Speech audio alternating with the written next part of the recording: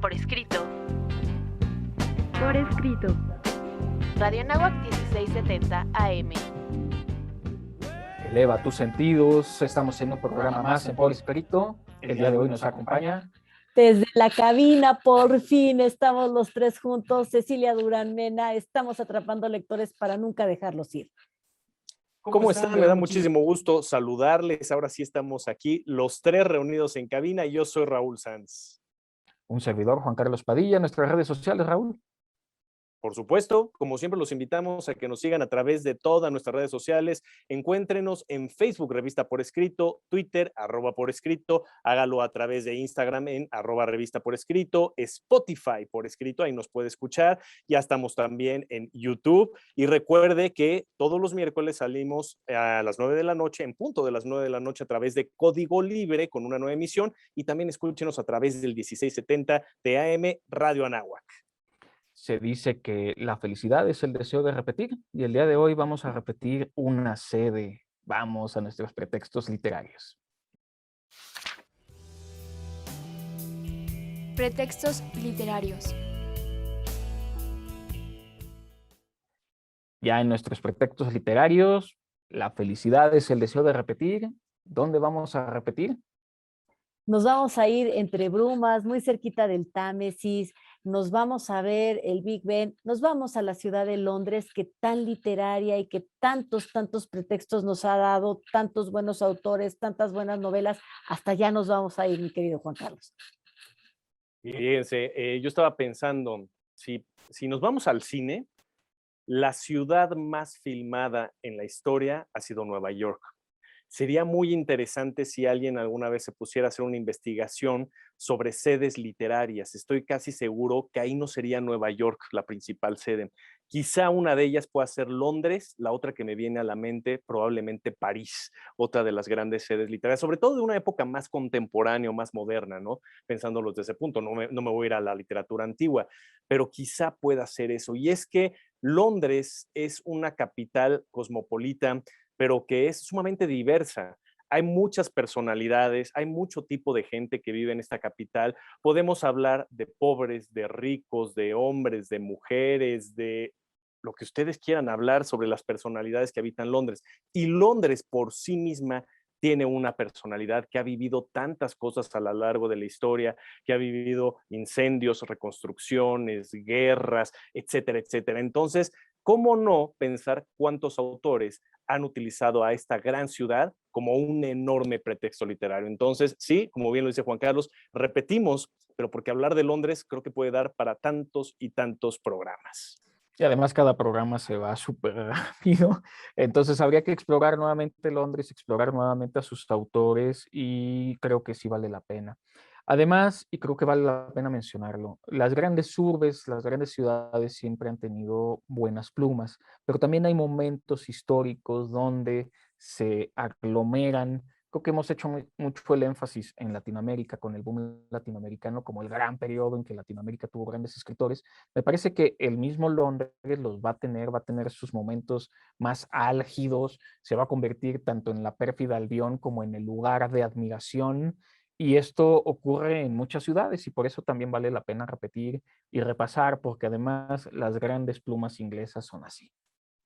Y es que estar de este lado del Canal de la Mancha siempre fue, o sea, Londres tiene esta magia muy especial, porque siempre fue un aspiracional. Desde Europa se les veía como parte de Europa, pero también como muy lejanos. Y entonces lo que pasaba en Londres se quedaba en Londres y como se olvidaba. Entonces había como grandes permisos para experimentar, grandes permisos también como para volverte loquito, como para hacer muchas cosas, a pesar de que Londres es una ciudad muy costumbrista.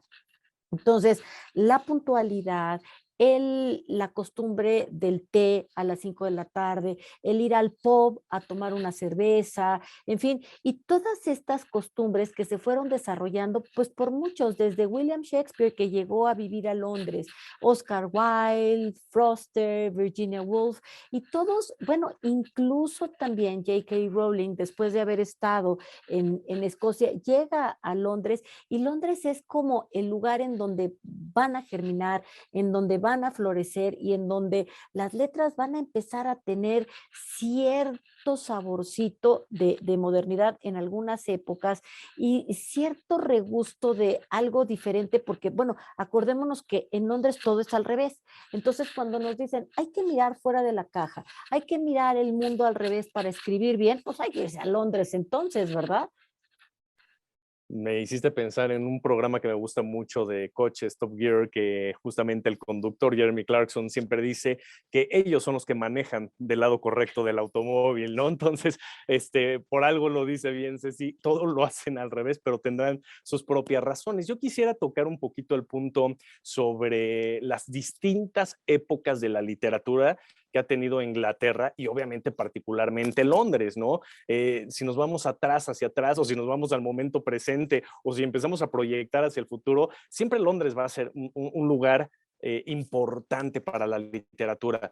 Pero sin lugar a dudas, esto lo dicen muchos, la época victoriana es como la época cumbre o de oro de la literatura, ¿no? Y es que surgen precisamente muchos autores que empiezan a contrastar, por un lado, lo que decía Ceci, el costumbrismo, ¿no? Es muy, muy importante, la moral, esta educación, esta caballerosidad por parte de los hombres, los valores, las metodologías tan sistemáticos en muchos sentidos, los londinenses, pero por el otro lado va a haber en esta época una crítica incisiva que justamente es lo que no va a gustar a todos y esto se va a volver un tema polémico, ¿no? Pienso mucho en el caso de Charles Dickens, un tipo que de acuerdo a lo que vivió desde su infancia, eso lo llevó más adelante a hacer una crítica en casi todas sus novelas, de cómo los pobres son tan pobres, ¿no? Y cómo los ricos se aprovechan de esa situación. Entonces vamos a tener una crítica social, yo diría que hasta cruda en muchos momentos. Y esta, pues la época victoriana nos va a dar autores como Lord Byron, tenemos a Mary Shelley, tenemos a las hermanas Bronte, el propio Charles Dickens, de quien ya hacíamos mención, etcétera, etcétera.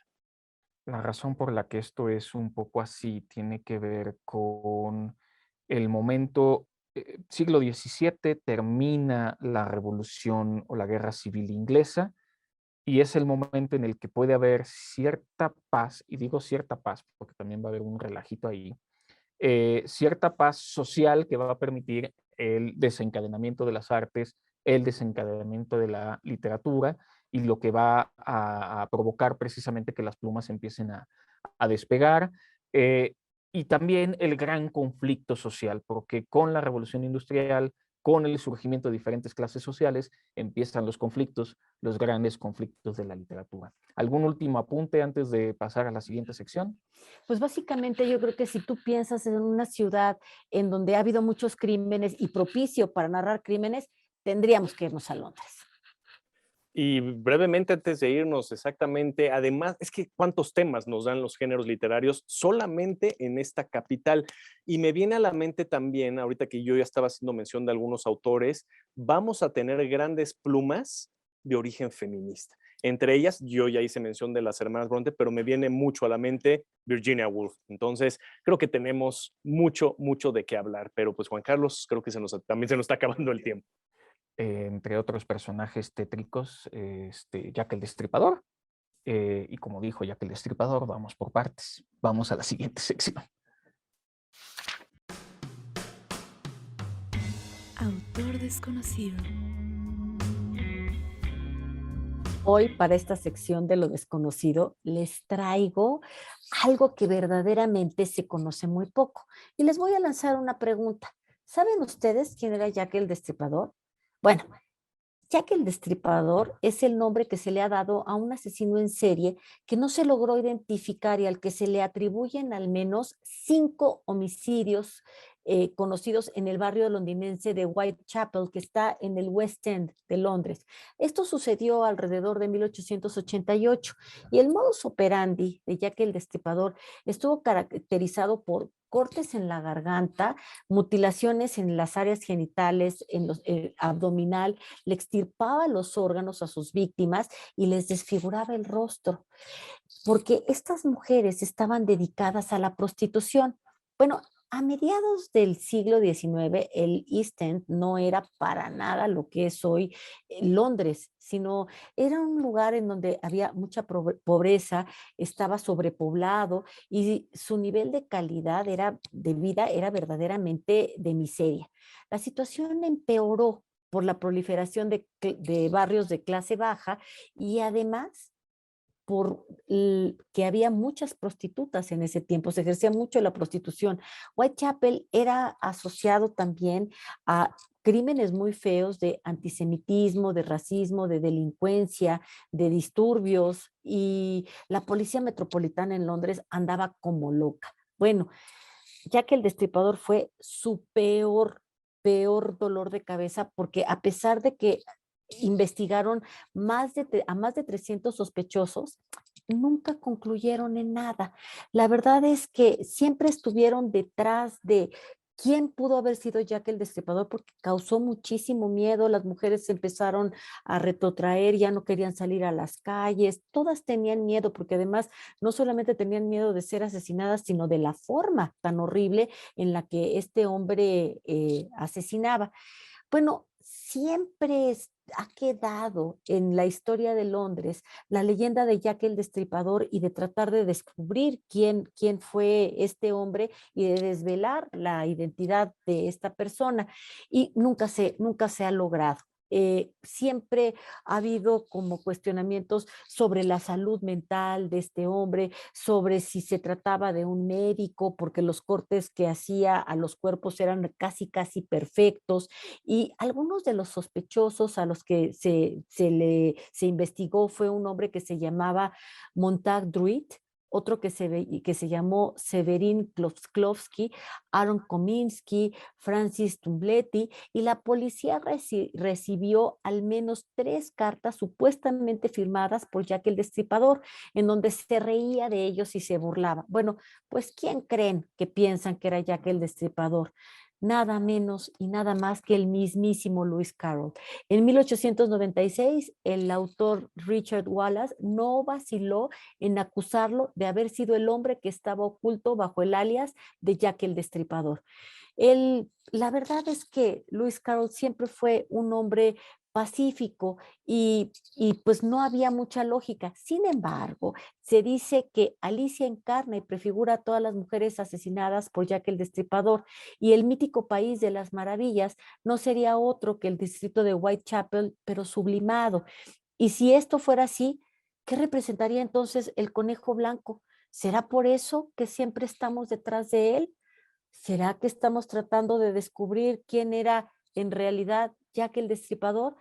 Difícil de saberlo, porque en realidad tal parece como que Richard Wallace no tenía mucho sustento al acusar a Lewis Carroll. Lewis Carroll siempre fue un hombre pacífico, un hombre dulce, pero pues a lo mejor es que como vamos tras el conejo blanco, no lo queremos creer. ¿Y tú? ¿Tú qué piensas? ¿Sí será Lewis Carroll Jack el Destripador?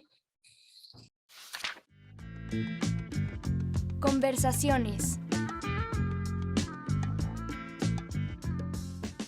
Hemos llegado a nuestras conversaciones. Mi querida Ceci, ¿cómo te gustaría comenzar la conversación del día de hoy? Fíjate que vámonos adentrándonos por los barrios de Londres. Londres es una ciudad muy literaria, pero además Londres es una ciudad muy bien organizada, muy bien planificada y tiene diferentes barrios. Y a mí me gustaría empezar por una esquina que se llama The Poets Corner, es decir, el Rincón de los Poetas. Este es el nombre de una sección que está en la parte sur de la Abadía de Westminster, y debido al número de poetas y de autores de teatro que se encuentran enterrados en esta zona, se les rinde homenaje. Entonces, la costumbre es que a partir de que murió Geoffrey Chaucer en 1400, este poeta inglés tan importante en la Edad Media, él fue el primero en ser enterrado ahí.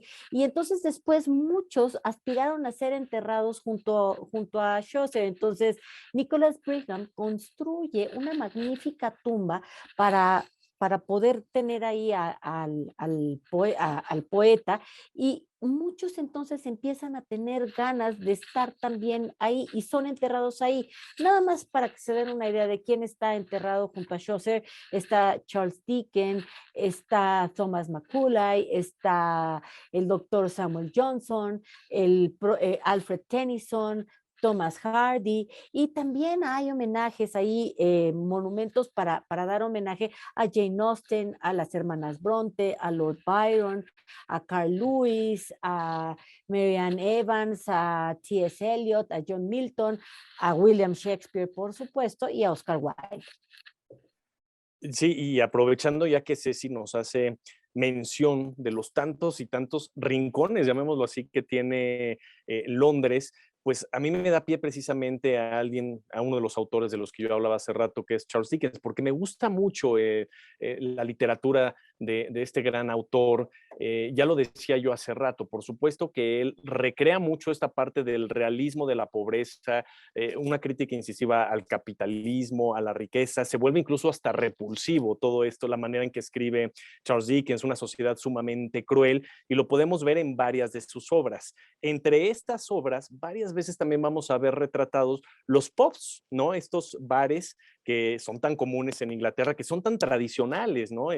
La famosa cerveza tibia, como la toman ellos, lo vamos a ver retratados. De hecho, creo que, si no mal recuerdo, Chaucer fue el primero en hablar de la cerveza en la literatura, ¿no? Entonces, sobre todo la literatura inglesa y británica, es a lo que me refiero.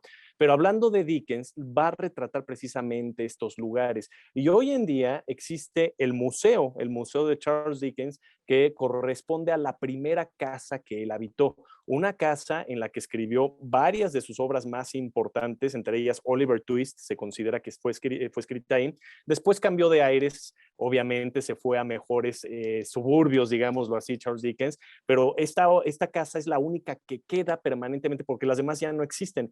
Entonces se usa como museo, y además hay ahí incluso un cuadro muy interesante, no recuerdo ahorita el nombre del pintor, pero muy interesante, que se llama Dickens Dream, que es precisamente, lo ves a Charles Dickens sentado en su estudio donde escribía, y todo alrededor de él están los personajes que él escribió. Es una pintura muy padre, si pueden buscarla en Google la van a encontrar, muy, muy padre. Y hablar de Charles Dickens es precisamente hablar de grandes obras, entre ellas, ya decía yo, Oliver Twist, Great Expectations, Grandes Esperanzas, quizá Un Cuento de Navidad o A Christmas Carol, como es su nombre original, es la más popular, la más representativa. Incluso, saben que me gusta hablar de cine, se ha llevado a la pantalla en distintos formatos, uno de ellos muy interesante con Robert Zemeckis, que la hizo de manera animada en este formato de live action, en que Jim Carrey personifica a Ebenezer Scrooge, aunque bien se dice que la mejor versión de tantas películas que se han hecho de Christmas Carol es aquella de 1984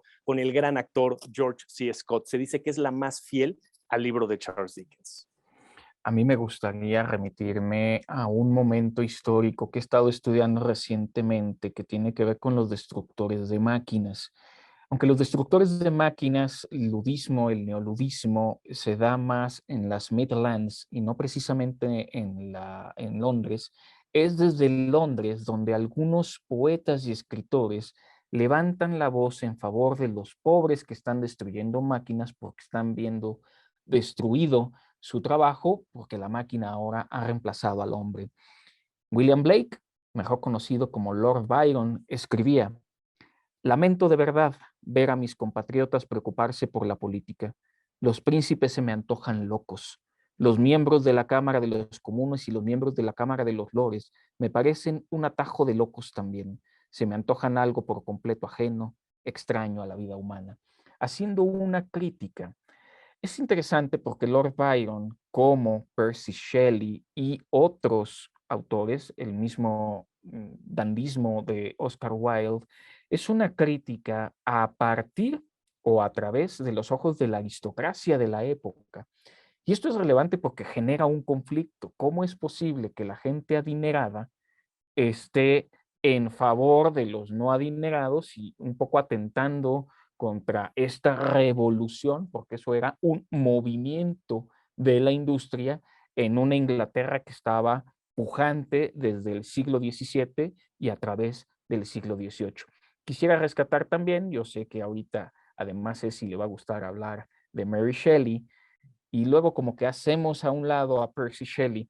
Desde luego el tema del nombre es un tema, pero Percy Shelley también tenía una buena pluma y también fue uno de estos poetas adinerados en defensa de los pobres, hambrientos destructores de máquinas. Bueno, y ya que me das pie a esto, Percy Shelley era un hombre que venía de la aristocracia. Ella, Mary Shelley, también venía de la aristocracia, pero ellos fueron pobres.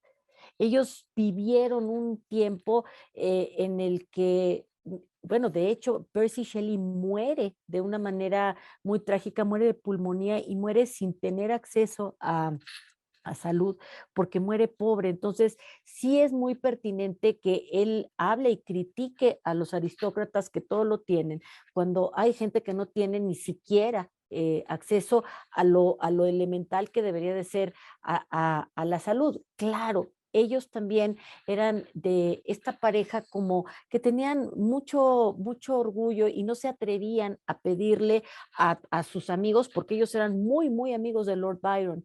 De hecho, el libro de Frankenstein, que es el que hace tan famosa a Mary Shelley, se hizo en un reto en el que estaban en una cena, Percy Shelley, estaba Mary, estaba nada menos que Lord Byron, y entonces dijeron, a ver, quién puede escribir la historia más terrorífica? Y de ahí es de donde nace Frankenstein. Pero dicho esto, también a mí me gustaría platicarles de algo un poco más frívolo, pero tal vez no lo sea tanto, y es los lugares en donde se encontraban los autores para las tertulias. Hay un bar muy lindo en Londres que se llama The Old Cheshire Cheese. En este lugar, que está ubicado en la calle de Fleet, en el número 145, bueno, es un lugar que está reconstruido, porque recordemos que Londres se ha incendiado varias veces. Entonces, este lugar, el original en donde se reunían estas personas que les voy a platicar, se incendió, y el que conocemos actualmente está reconstruido. Pero ahí nada más y nada menos, imagínense quiénes iban a reunirse y quiénes iban a platicar. Iba nada más y nada menos Mark Twain cuando estaba en Londres, y se reunía con Charles Dickens, se reunía con J.K. Chesterton, y entonces se ponían a platicar, y de esas pláticas surgieron muchas de las anécdotas que cuenta Chesterton en todas las clases que da para los buenos escritores. Era un lugar muy lindo, y tal vez, bueno, y además este mismo bar sale bueno, no es bar, es pop, por supuesto, ¿no? Sale en un cuento que escribe The $1 Million Bond Robbery, en donde el detective Hercule Poirot tuvo un encuentro con un cliente muy famoso en ese antiguo lugar. Adivinen de quién estoy hablando. ¿De quién estás hablando, mi querida Ceci? Yo, ¿sabes qué? Es que yo me quedé pensando, me parece muy interesante que ya tocaron el tema de Mary Shelley, porque qué importante, nosotros fuera de micrófonos muchas veces hemos platicado que habitualmente los lectores y quizá aquí los que nos están escuchando y nos están viendo se sientan también identificados en esto mismo, que habitualmente hablamos de autores hombres, leemos a autores hombres, hablamos de personajes hombres, pero es muy interesante cómo en el tema que estamos abordando el día de hoy, quizá viene mucho a colación autoras, mujeres. O sea, el caso de Mary Shelley me parece fantástico. Me gusta mucho la obra de Frankenstein, el moderno Prometeo, que es el nombre completo. Ahora sí que el bagaje, ¿no? De cómo ocurrió la creación de esta fantástica obra en la casa de Lord Byron, como ya lo decía Ceci, que estaba en Ginebra, en Suiza, que en un verano que pasaron Percy y Mary Shelley, estaba Lord Byron, estaba Polidori también, y ahí empieza este concurso de a ver quién podía crear la novela romántica, pero más terrorífico, más tenebrosa. Y de ahí entonces, pues Mary Shelley escribe Frankenstein, Polidori escribe El vampiro, que luego se lo roba el propio Lord Byron, que hay toda una historia atrás de eso. Y a final de día, la más exitosa fue la del Frankenstein, el moderno Prometeo, que tristemente, por ser mujer, por el machismo que existía, no se le da el reconocimiento inicial a Mary Shelley. De hecho, primero es una obra anónima. y más adelante a quien se le da el reconocimiento fue al esposo, a Percy. Hasta mucho tiempo después es que se le considera obra de Mary Shelley, se le da el reconocimiento y hoy la consideramos una de las grandes obras de la literatura. La otra mujer que me viene a la mente, obviamente de las hermanas Bronte ya hemos hablado muchas veces, de Cumbres Borrascosas, me encanta esa historia, que es, pues, es un contenido psicológico muy importante de cada uno de los personajes y todo el sufrimiento, por eso se llama Cumbres Borrascosas, más allá del lugar donde tiene lugar esta gran historia. Pero Virginia Woolf, esta mujer que tuvo muchos problemas personales, ¿no? Mentales, tuvo bipolaridad, mucha depresión a lo largo de toda su vida, acoso sexual por parte de sus propios hermanos, vaya, una vida completamente trágica, pero que todo este entorno fue lo que la llevó a escribir sus grandes obras, por supuesto, y la historia de Virginia Woolf, pues ya sabemos el trágico final en el que de manera muy romántica y muy nostálgica, pues se llena el abrigo de piedritas y en un lago, me parece, muy cerca de su casa, pues ahí se arroja y pierde la vida, ¿no? Entonces, fíjense, ya estamos hablando de las hermanas Bronte, estamos hablando de Mary Shelley y Virginia Woolf como grandes, grandes autoras de este periodo que hemos estado mencionando. Con temor a equivocarme, pero creo que el modelo femenino, no la después, la de la novela negra, creo que está más afrancesado, pero creo que las primeras mujeres que lograron ser independientes son las inglesas y en ese sentido son el primer gran modelo que tenemos. Ceci me hizo recordar una obra que les recomiendo mucho, no es de un inglés, pero sí se desarrolla en parte en Londres, de Amin Malouf, El viaje de Baldassare.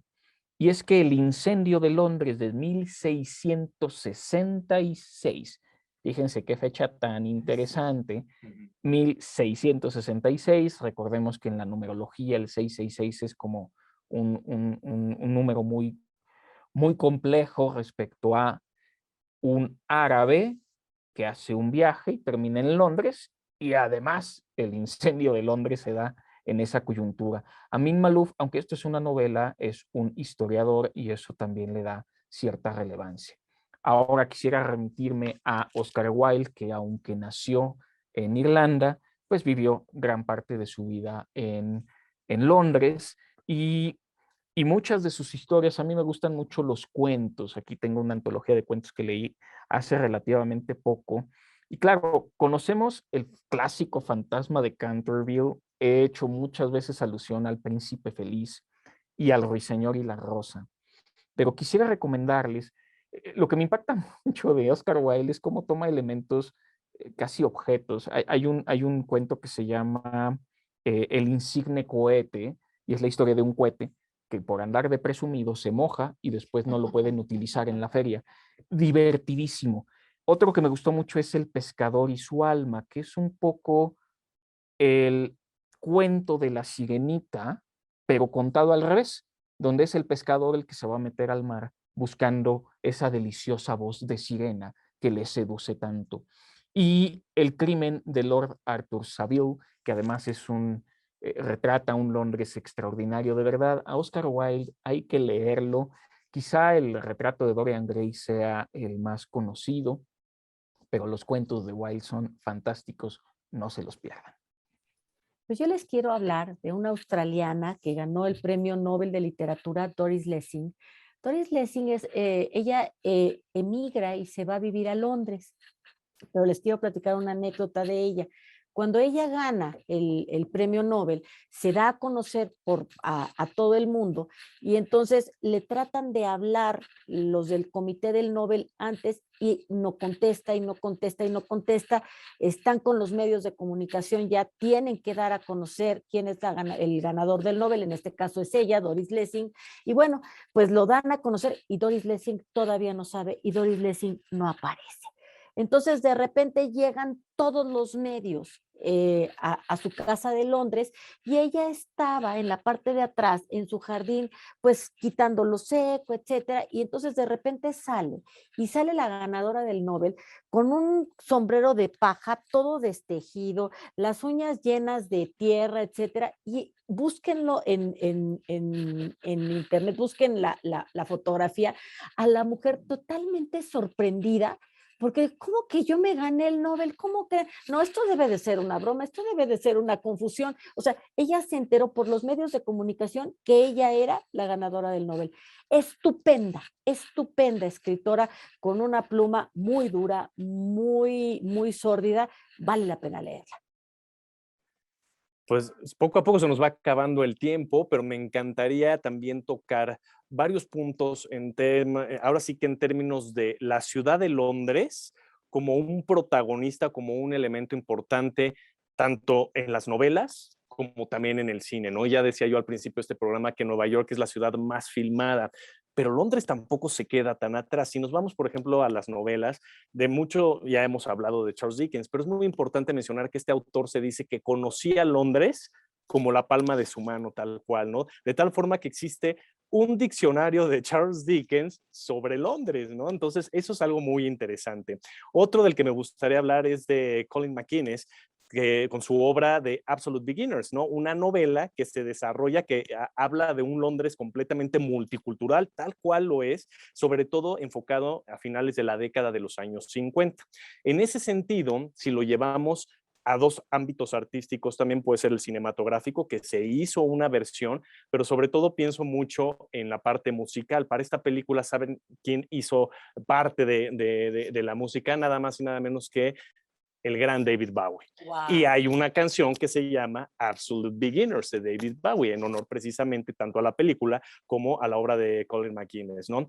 Juan Carlos hace rato nos hablaba, por supuesto, de Jack el Destripador, este personaje que realmente existió y que se han hecho muchas versiones, tanto literarias como cinematográficas. Entre ellas hay una que se llama From Hell, si lo traducimos al español, Desde el Infierno, ¿no? Que es una novela gráfica sobre Jack el Destripador de Alan Moore. Pero esto también lo hemos visto en la pantalla grande con Johnny Depp, por ejemplo, ¿no? Entonces, es un personaje que sigue causando todavía hasta la fecha, pues esta cosquillita de qué era lo que ocurría con las matanzas tan crudas con las prostitutas, ¿no? Sobre las que aplicaba precisamente este personaje. Y para irle cerrando también, películas que se han filmado en Londres, hay muchísimas, pero aquí les dejo un pequeño repertorio de todos los géneros tan diversos que podríamos encontrar. Si les gustan a ustedes las películas románticas, Notting Hill. No sé si la vieron, Hugh Grant, por supuesto, Julia Roberts. De estas películas, de las primeras películas que empezaron a entrelazar varias historias a la vez, no fueron las norteamericanas, fue la inglesa Love Actually, que nuevamente aparece Hugh Grant, Emma Thompson, Andrew Lincoln, Colin Firth, Keira Knightley, etcétera, ¿no? Entonces, una película interesante de la que se fue repitiendo este formato. Mary Poppins, no podemos olvidarla, con Julie Andrews, Dick Van Dyke. Match Point, de Woody Allen, ¿no? Es una de las grandes películas. V de Vendetta, por supuesto, 28 días, Sweeney Todd, ¿no? En la calle Fleet, etcétera, etcétera, etcétera. Entonces ahí están ya algunas recomendaciones. Me robó ahí algunas, el buen Raúl. Ya para cerrar, porque ya estamos por despedir el programa, quisiera hacer una recomendación. Hay un historiador novelista de nombre Edward Rutherford. Tiene una novela que se llama Londres. Y él lo que trata de hacer, porque no es la única ciudad que él adopta para hablar de la ciudad a partir de una familia que va a desarrollarse a lo largo de la historia, un poco usando quizá al buen Gabo, pero vale la pena. Tiene una novela de Nueva York, tiene una novela de Rusia, de Moscú, tiene una novela de París y tiene la novela de Londres, que sería muy recomendable. Edward Rutherford. Despedimos el programa, por favor. Muchas gracias por seguirnos escuchando. Seguimos atrapando lectores para nunca dejarlos ir. Yo quiero recomendarles un diccionario también de Londres que hizo D.H. Lawrence. Vale la pena leerlo. Agradezco a Lara y a Valerie por ayudarme a hacer el guión de esta semana. Estoy súper contenta de estar en cabina nuevamente. Estamos regresando. Nos vemos la próxima semana. Pues recomendaciones ya quedaron ahí varias, entonces no me resta más que decirles que ha sido un gusto estar nuevamente aquí todo el equipo desde la cabina de Radio Anáhuac y pues nos encontramos la próxima semana. Yo soy Raúl Sanz. Un servidor, Juan Carlos Padilla, se despide también, no sin antes agradecer a Valeria Martínez, a Brandon Curley y a Pepe Toño también, que su vida literaria sea gozosa.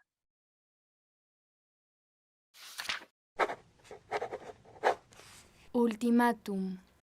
En Londres, ese gran mar cuyo flujo y reflujo de inmediato es sordo y fuerte, y en la orilla vomita sus naufragios y sigue aullando por más. Sin embargo, en su profundidad, ¡qué tesoros! Percy B. Shelley.